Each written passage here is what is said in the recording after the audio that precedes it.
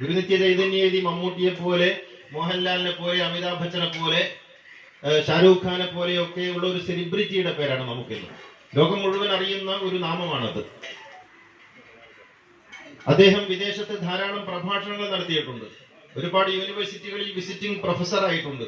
ഒരുപാട് ഗ്രന്ഥങ്ങൾ എഴുതിയിട്ടുണ്ട്. ഒരുപാട് അവാർഡുകൾ സ്വീകരിച്ചിട്ടുണ്ട്. ഒരുപാട് അംഗീകാരങ്ങൾ നേടിയിട്ടുണ്ട്. അങ്ങനെയുള്ള ഒരു സെലിബ്രിറ്റിയുടെ പേരാണ് ശ്രീ നിത്യ ചൈതന്യയതി എന്ന് പറയുന്നത്. അതുകൊണ്ട് നമുക്ക് നിത്യചൈതന്യതയെ കുറിച്ച് ഓർക്കുമ്പോൾ ഒരു സെലിബ്രിറ്റിയെ കുറിച്ച് ഓർക്കുന്ന ഉൾപ്പുളകമുണ്ട്. പക്ഷെ അങ്ങനെയല്ലാത്തൊരു യതിയുണ്ട്, അങ്ങനെയല്ലാത്തൊരു നിത്യമുണ്ട്. ആ നിത്യയെ കുറിച്ചുള്ള ഓർമ്മകളാണ് ഗുരുവിലേക്ക് നമ്മെ കൊണ്ടുചെന്നെത്തിക്കുന്നത്. നാം എപ്പോഴും സെലിബ്രിറ്റി എന്ന് പറയുന്ന ആ ഒരു മുഖം, ആ ഒരു ഫേസിലാണ് നാം ഗുരുവിനെ എപ്പോഴും പറയാറുള്ളത്. യഥാർത്ഥത്തിൽ നടരാജ ഗുരുവിന്റെ ഒരു ശിഷ്യനുണ്ട്.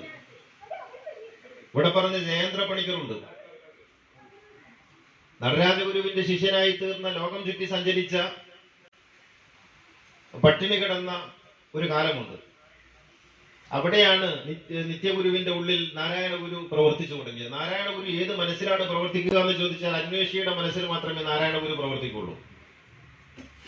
നാരായണ ഗുരുവിനെ അറിയണമെങ്കിൽ, മുഹമ്മദിനെ അറിയണമെങ്കിൽ, യേശുവിനെ അറിയണമെങ്കിൽ, ആ അറിയാൻ ആഗ്രഹിക്കുന്ന ആളുടെ ഉള്ളിൽ ഒരു അന്വേഷണം വേണം.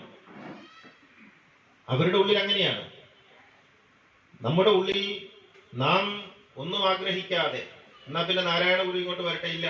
നാരായണ ഗുരു വരണമെങ്കിൽ കവാടം തുറന്നിടണം. നമ്മുടെ മനസ്സിന്റെ കവാടം തുറന്നിടണം.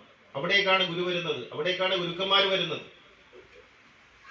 നമുക്ക് പ്രാപ്യമായ അകലത്തിൽ അവരെല്ലാം ഉണ്ട്. നിത്യഗുരു ഉണ്ട്, നടരാജഗുരു ഉണ്ട്, നാരായണ ഗുരു ഉണ്ട്, ശങ്കരനുണ്ട്, മുഹമ്മദുണ്ട്, യേശുവുണ്ട്, എല്ലാവരും ഉണ്ട്.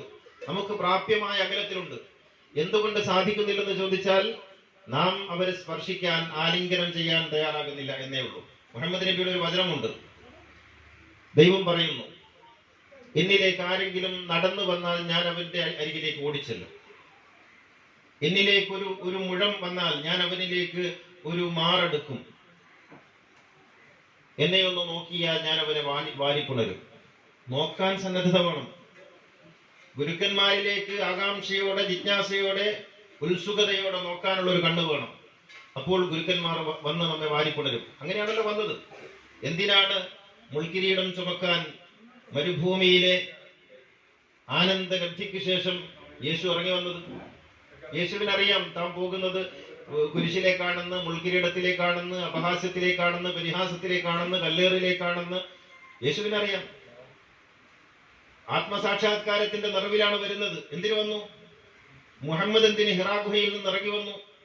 1000 സൂര്യന്മാർ ഒന്നിച്ചുദിച്ചതുപോലെ എനിക്കൊരു അനുഭവം ഉണ്ടായി. ഈ ആത്മസാക്ഷാത്കാരത്തിന്റെ ആനന്ദത്തിന്റെ നിറവിൽ നിന്ന് എന്തിനാണ് കല്ലേറിലേക്ക് മുഹമ്മദ് ഇറങ്ങി വന്നത്? സ്പഷ്ടം നിലാവങ്ങു നീങ്ങി, ദിനകരൻ ഉദയം ചെയ്തു, ചന്ദ്രൻ മറഞ്ഞു, അല്ലേ? ഈ ഒരു അനുഭവത്തിൽ നിന്ന് ഗുരു വരുന്നുണ്ട്. എന്തിനാ വരുന്നത്?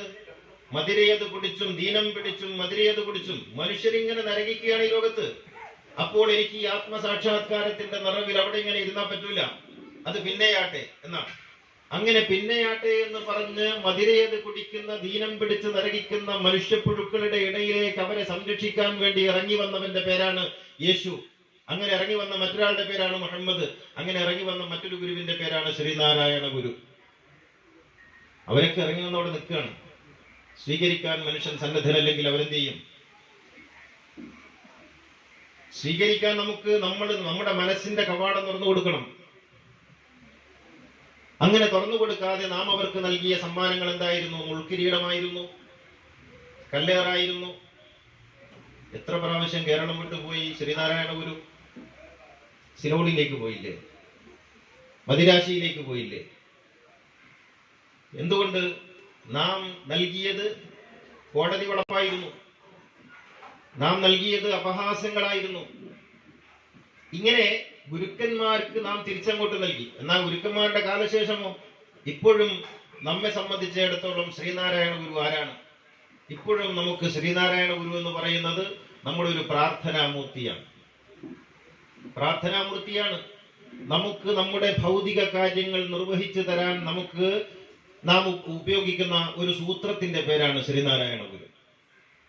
അങ്ങനെ നാം നമ്മുടെ ഭൗതികമായ ആവശ്യങ്ങൾ ചോദിക്കുന്നു. തെറ്റാണെന്നല്ല ഞാൻ പറയുന്നത്, അങ്ങനെ ചോദിച്ചോളൂ, കുഴപ്പമില്ല. പക്ഷേ ഭൗതികമായ ആവശ്യങ്ങൾ നിർവഹിച്ചു തരാനുള്ള ഒരു സൂത്രം എന്നതിനപ്പുറത്ത് ഗുരു നമുക്ക് നൽകിയിട്ടുള്ള ജ്ഞാനാമൃതിന്റെ നാം അറിവാകുന്നു എന്ന് സ്വയം പ്രഖ്യാപിച്ച, നാം പണ്ടേ ഇവിടെയുണ്ട്, ഇനിയും നാം ഇവിടെ തന്നെ ഉണ്ടാകുമെന്ന് പറഞ്ഞ അറിവിന്റെ നിറവായിരിക്കുന്ന ഗുരുവിനെ ഏതർത്ഥത്തിലാണ് നാം സ്വീകരിച്ചത് എന്ന് ആലോചിച്ചുകൊണ്ട് വേണം നിത്യസ്മൃതിയിലേക്ക് നമുക്ക് വരാൻ.